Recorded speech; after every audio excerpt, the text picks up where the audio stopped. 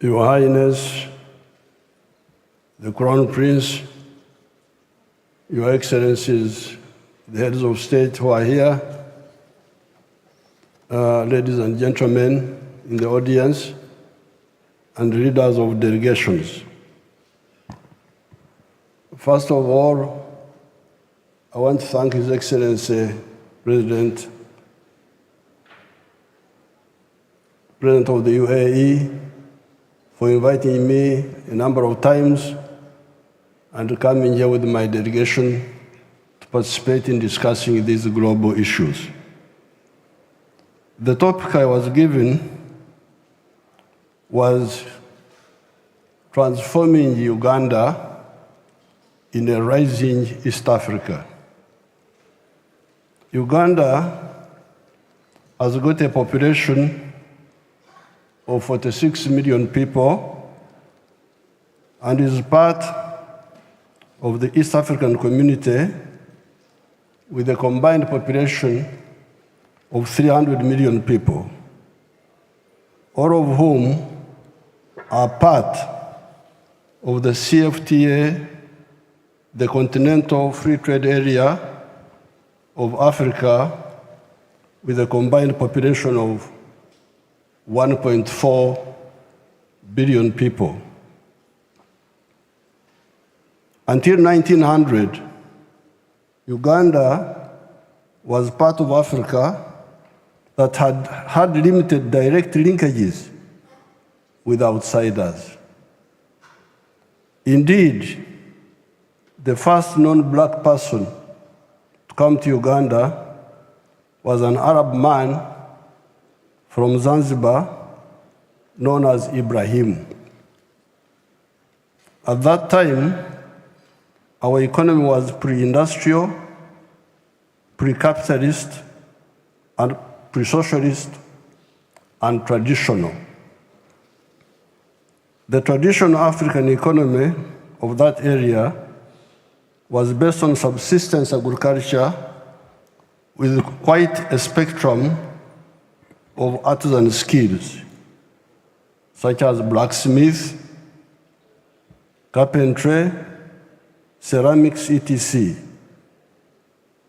In the 70 years the British were in Uganda, typical of the colonies, they created a small enclave economy of the 3 C's and 3 T's. Enclave economy meant a small island of money economy surrounded by a sea of underdevelopment and moneylessness. The 3 C's were coffee, cotton, and copper, and the 3 T's were tea, tobacco, and tourism. By 1962, that is independence time, only 9% of the homesteads were in this small money economy. Owing to the wrong politics of the political actors, Uganda soon entered a period of crisis. In 1971, an illiterate colonial sergeant, Idi Amin, came into power. He ruined the small enclave economy by making many mistakes, including the expulsion of our immigrant Asian community of 80,000 that had been a part of the entrepreneurial class. By 1986, only coffee of the 3 C's was surviving, and only tobacco of the 3 C's was still kicking.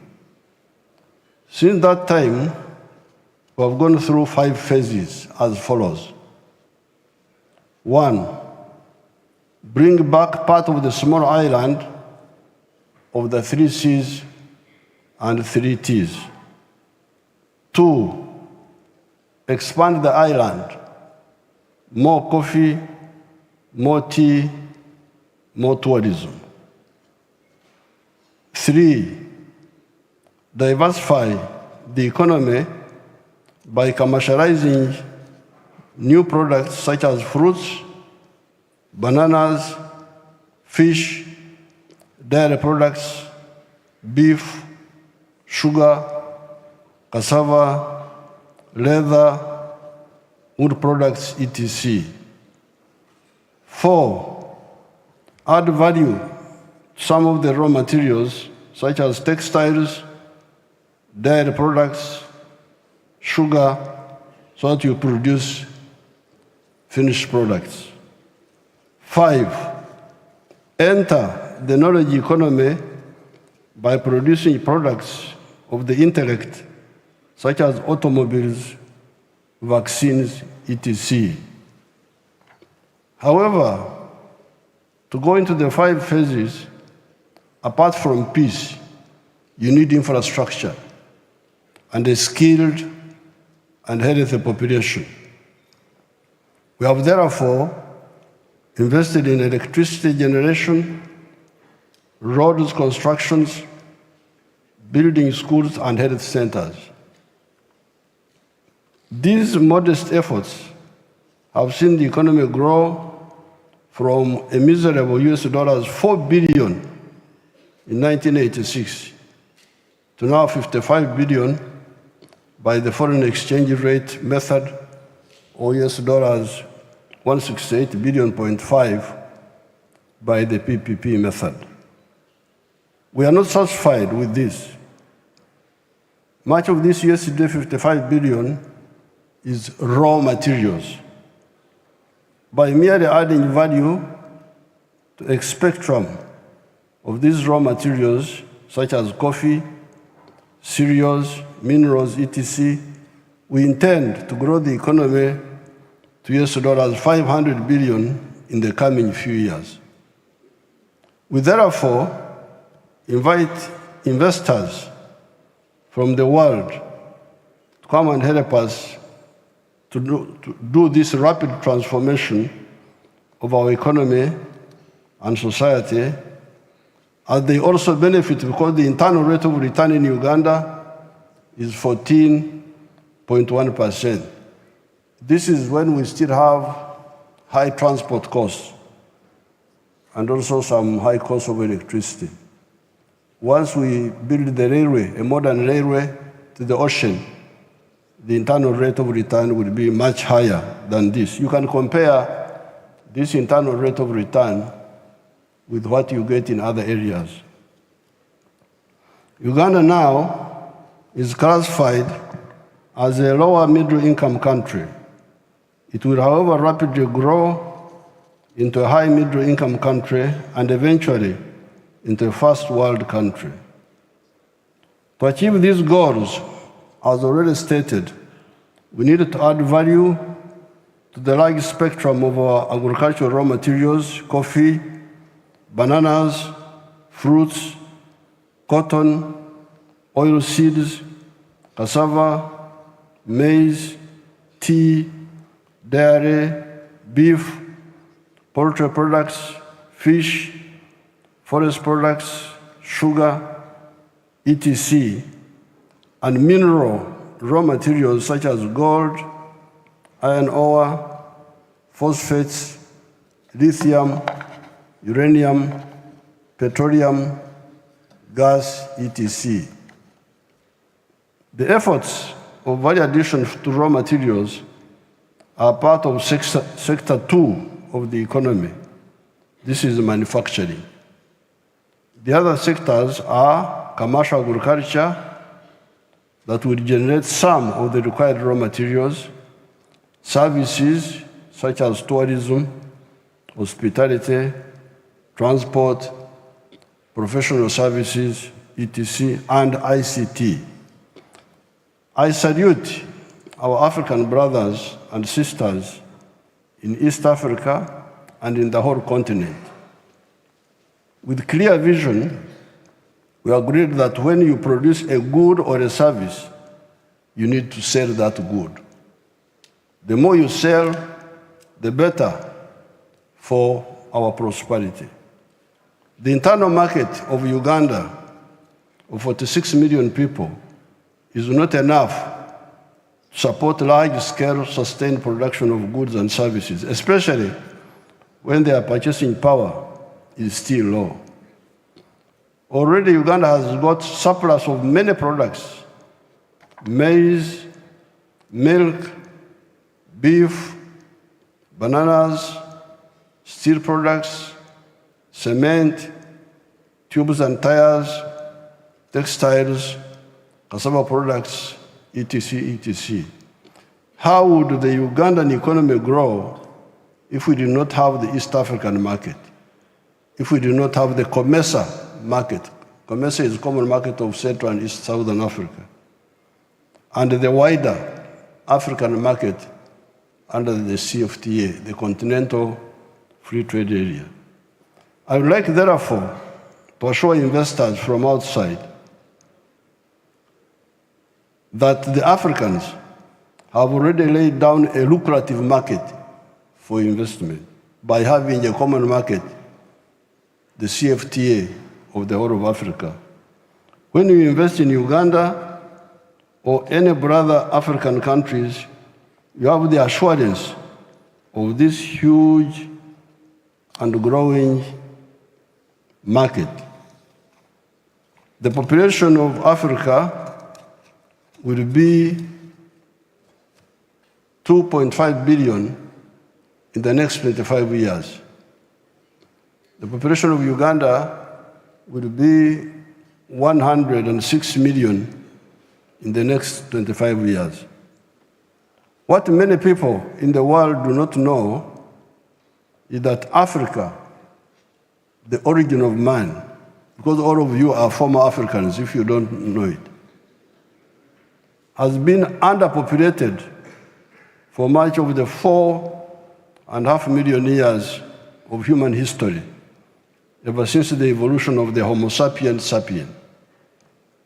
This was because Africa is good for man, but has also been good for man's enemies, such as mosquitoes, the tsetse flies, the microbes, etc., until recently, when modern science has enabled us to suppress these enemies of man. Africa is 12 times the size of India. You can put India 12 times into Africa and it will fit there, in land area, and with a lot of natural resources.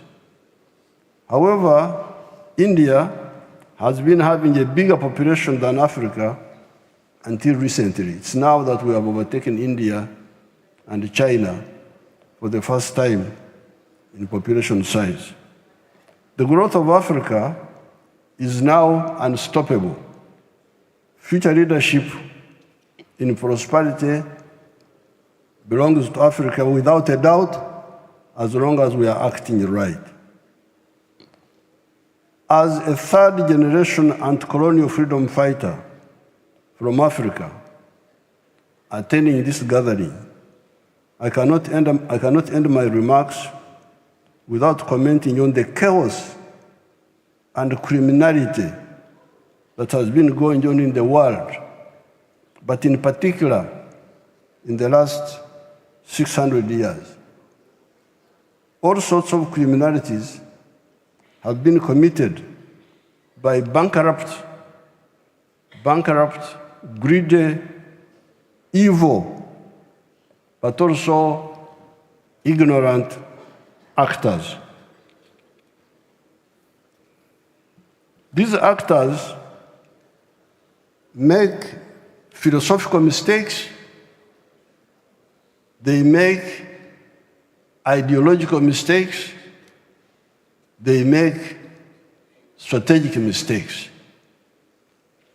To build global affluence and prosperity, these mistakes are not necessary. That's why I want to congratulate the UAE, especially the founder, Sheikh Zayed, for his vision of win-win, win-win, win-win vision. We are tired of the parasitism of some of the actors. And that's why we say they are ignorant. Because if you are not fair, people will resist you. And that's what Africa did. And I am here as a third generation leader, fighter of Africa. The first generation was in 1912, when the ANC of South Africa was founded, to fight colonialism. People had colonized us. Imagine colonizing Africa. What are you thinking properly or what? You leave your home, you come to my home. That was the first generation, 1912. The African National Congress was founded in South Africa. The second generation in the 1940s. People like Nkrumah, Mwalimu Nyerere, Jomo Kenyatta, many other leaders. And we are the third generation, we who came in the 1960s. So therefore we are saying that these endless philosophical, ideological, strategic mistakes are not necessary. The world can be very prosperous when we work together in a win-win way. That's why I salute Sheikh Zayed for from what I have heard. We did not know much about the UAE. In the 1960s, we were working more with North Africa, with Egypt, Nasser, with Algeria. Gaddafi had come, Libya. Then I went to fight Idi Amin from 1971. When I came back, I heard of a place called Dubai. I have never heard of Dubai. People are coming to Dubai, to buy things from Uganda. They were no longer going to UK. I did not come here until 2014 when some of my people linked me with you. So I'm very happy to know the good work of Sheikh Zayed, the one of win-win approach. I congratulate you on that. The mistake makers compare the victims to resist, and hence the victims, the conflicts. There should be a forum to discuss this squandering of human potential by parasites. We believe in win-win solutions to human problems. I thank everybody.